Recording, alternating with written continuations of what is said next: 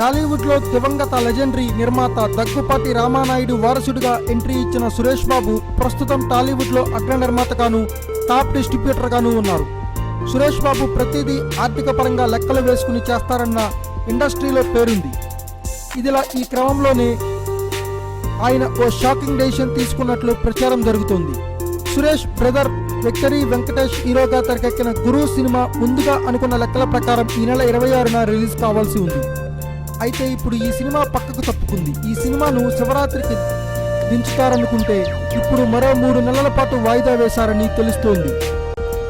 నిజానికి ఫిబ్రవరి నెలలో గాజీ వస్తుంది కాబట్టి, అలాగే ఆ తర్వాత నెలలో పెద్ద సినిమాలున్నాయి.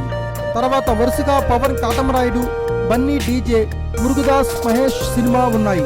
ఆ తర్వాత బాహుబలి 2 ఉంది. దీంతో సురేష్ బాబు ఇవన్నీ రిలీజ్ అయ్యాక తాపీగా గురును థియేటర్లలోకి తీసుకువస్తారట. ఓ సీనియర్ స్టార్ హీరో సినిమాను 3 నెలలు పోస్ట్ పోన్ చేయడం అంటే సురేష్ బాబు డేరింగ్ కు మెచ్చుకోవాల్సింది. సురేష్ బాబు ఎప్పుడు రిలీజ్ చేసినా థియేటర్ల కొరత ఉండదు. ఈ క్రమంలోనే సోలోగా వస్తే గురువుకు కాసుల పంట పండుతుందనే ఆయన తన తమ్ముడు సినిమాను వాయిదా వేశారని talk. Thanks for watching. Please subscribe our channel.